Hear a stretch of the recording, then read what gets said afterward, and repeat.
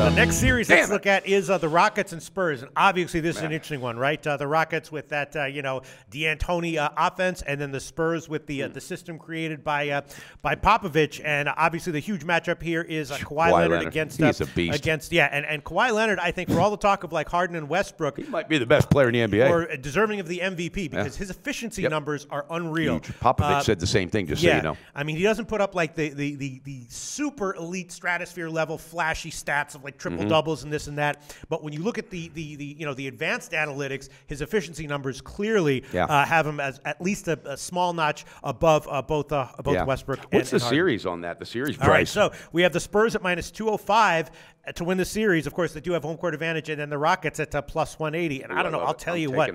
I would agree with you there, Mike Brenner. I think they're going to get him in 6 or 7. I think this high flying D'Antoni is going to catch up with some of the age that's on the bench, and on the start lineup for San Antonio. I think this is going to be a matter of just who can keep up with who, and San Antonio is not used to being that team to run and gun. So I think Houston's offense is just going to be too much of a big difference for the way that San Antonio has their game plan. I like it. I'm gonna make it official. I'm gonna take Houston plus 180. Plus 180 to win the series. And I mean, my sense is that if I were going to bet Houston here, I'd probably try to take them in 6 and not try to bet on them getting a road win on Game 7. So I don't know, but maybe they could get a road win in Game 7. Yeah, I mean, the knock on the Spurs, which has been hinted at all year long, is that they're kind of just like Kawhi Leonard, elite, best player in the NBA probably, and then a bunch of guys who are not really underachievers is what they call them. They call them a group of underachievers. Like a group that's not as good as the supporting cast of previous Spurs years. Now I totally agree with, but they're talking about the big contracts they brought in with Gasol and specifically LaMarcus Aldridge. Yeah, they're just getting older.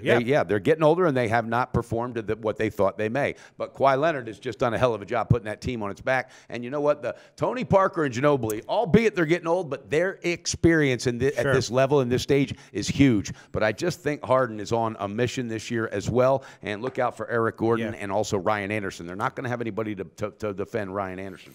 And last year, if you remember, Tony Parker really hit a wall in the second playoff series. Yes, and he that did might too. happen again. Like Dwayne Wade just did in that game last night. Exactly, just like Dwayne Wade. And LaMarcus Aldridge and Paul Gasol getting older, and they're a little slow. Yes, they look slow too. When you watch them, they do not love to run down that floor. I'm telling you. It's a great Dwayne Dedmon, great player, a little short. Yep. You know what I mean? So I'm saying my point is I'm agreeing with you, Mike Clint Brenner. Capella is going to be the unknown factor too, because because it's going to be the guy you just said. Jesus Christ, I just missed LaMarcus Aldridge. Yes, and the other Dwayne guy, Dedmon. Yes, Dedmon. Okay. He is not tall enough. They're going to do a lot of alley oops. You're going to see some alley oops. You're going to see a height differential, and they're going to get him underneath on the boards. Yeah, and Capella is the kind of guy who has given the Spurs problems in the past. Exactly, kind of So I would agree with you. And turnovers are going to be huge here, obviously, and Houston's role players are going to have to set up. They have a lot of shooters, and if Popovich, if anyone can figure out a way to stop a team like Houston,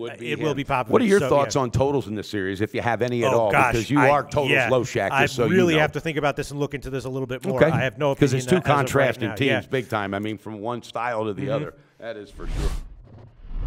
Well, this episode of The Odds Couple is over. But if you give us a like and click SBR's logo at the bottom of the screen to subscribe, then you'll get all the upcoming videos as soon as they come out.